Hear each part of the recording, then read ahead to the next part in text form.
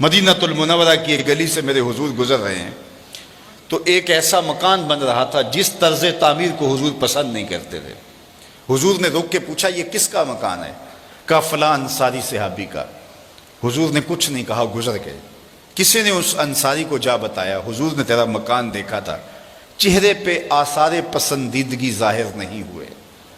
اس نے کہا اچھا، کہا ہاں۔ اس نے کدال لیا اور مکان کو زمین کے برابر کر دیا۔ 2-4 دن کے بعد حضور کا دوبارہ گزر ہوا، دیکھا کہ ملبے کا ڈھیر پڑا ہوا ہے۔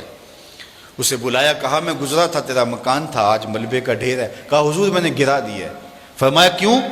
عرض کی سنا تھا آپ کو پسند نہیں، سنا تھا آپ کو پسند نہیں۔ میں اور آپ دیکھیں ہمارا کیا کیا حضور کو پسند نہیں، سر سے لے کر پاؤں تک غور کریں ہمارا کیا کیا حضور کو پسند نہیں۔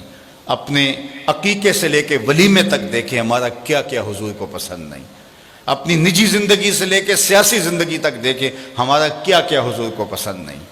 اپنے کاروبار سے لے کر کے انداز معاشرت تک دیکھیں ہمارا کیا کیا حضور کو پسند نہیں۔ محمد دی زیارت محمد دے رنگ وچ، اگر ان کے ہوئے ہیں تو پھر ہم ان کے ہو گئے، پھر اپنی خواہش کہاں باقی رہی۔ ایک صحابی آئے اور انہوں نے حضور سے سلام کرنا چاہا، لیکن حضور نے رخ پھیر لیا۔ وہ سمجھے شاید کسی وجہ سے التفات نہیں ہوا، تو حضور نے جدھر رخ پھیرا تو ادھر جا کے انہوں نے السلام علیکم کہا، لیکن حضور نے پھر رخ پھیر لیا۔ سمجھ گئے کوئی ناراضگی ہے۔ تو چونکہ ایک سفر سے آئے تھے تو انہوں نے دیگر صحابہ سے پوچھا کہ مجھے تو سمجھ نہیں آئی کہ حضور کی ناراضگی کا سبب کیا ہے، کیا تم مجھے بتا سکتے ہو کہ حضور ناراض کیوں ہیں؟ انہوں نے کہا ہاں، ہماری سمجھ میں جو بات آئی ہے وہ یہ ہے کہ تم نے یہ سونے کی انگوٹھی پہنی ہے اور حضور اس کو حرام قرار دے چکے۔ ان الذھب والفضۃ حرام لذکور امتی، سونا اور چاندی میری امت کے مردوں کے لیے حرام ہے۔ صرف چاندی کی ایک انگوٹھی اور وہ بھی 4.5 ماشے سے کم وزن کی ہو تو وہ مرد کے لیے جائز ہے۔ اس سے زائد یا اتنے ہی وزن کی 2 انگوٹھیاں مرد کے لیے جائز نہیں ہیں۔ سونا بالکل جائز نہیں ہے، رکھا ہی نہیں گیا جائز، یہ زینت عورت کے لیے ہے۔ تو نے یہ انگوٹھی پہنی اور حضور اس کو جہنم کی آگ کا انگارہ قرار دے چکے ہیں، گناہ بے لذت ہے تم کر رہے ہو، تو شاید حضور کی ناراضگی کا سبب یہ ہو۔ وہ آگے بڑھا اور حضور علیہ السلام کی بارگاہ میں حاضر ہو کے انگوٹھی اتار کے حضور کو پیش کرتے ہوئے کہا حضور اس وجہ سے ناراض ہیں؟ تو آقا کریم نے یوں انگوٹھی پھینک دی۔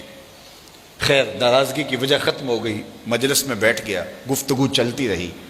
جب مجلس اختتام کو پہنچی، لوگ واپس پلٹے اور وہ بھی واپس جانے لگا تو کسی نے اشارہ دیا وہ سونے کی انگوٹھی تو اٹھا لو، تم تو نہیں پہن سکتے، تمہاری بیوی تو پہن سکتی ہے، قیمتی دھات ہے۔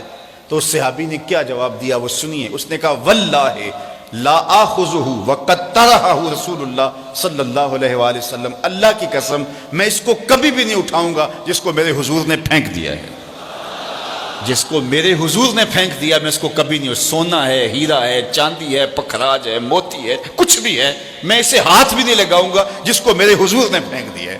صاحبو دیکھو کس کس چیز کو میرے حضور نے پھینکا ہے، اور ہم اگر اس چیز کو سینے سے لگاتے ہیں تو ہم عاشق رسول نہیں ہو سکتے، ہم خود فریبی میں مبتلا ہیں۔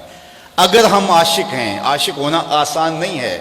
ہمارے بزرگ جھوم کے شعر پڑھا کرتے تھے، عاشق عاشق ہر کوئی آکھے پر عاشق بندا مر کے، ایسے عاشق نہیں ہو جاتا۔ عاشق عاشق ہر کوئی آکھے پر عاشق بندا مر کے، زہر پیالہ کوئی نہیں پیندا پر عاشق پیندا پر کے۔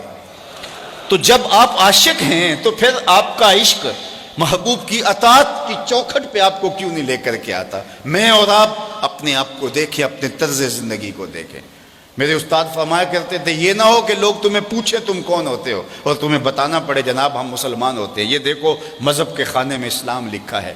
آپ فرمایا کرتے تھے صاحب نہ کسی کو پوچھنا پڑے نہ تجھے بتانا پڑے، تیری وضاحت طرز زندگی انداز معاشرت ایسا ہونا چاہیے تم دور سے آ رہے ہو لوگ پہچان کے کہیں وہ دیکھو آقا کا غلام آ رہا ہے۔ نور آنکھوں میں تو چہروں پہ اجالے ہوں گے، مصطفیٰ والوں کے انداز نرالے ہوں گے، دنیا میں بھی ان کے دم سے مقدر چمکا، محشر میں بھی ان کی رحمت کے حوالے ہوں گے۔ تو اگر ان کے ہوئے ہیں تو پھر سر سے لے کر پاؤں تک انہی کے ہو جائیں۔ ہمارا طرز زندگی بتائے ہم نوکر حضور کے ہیں، ہمارا انداز معاشرت بتائے ہم نوکر حضور کے ہیں۔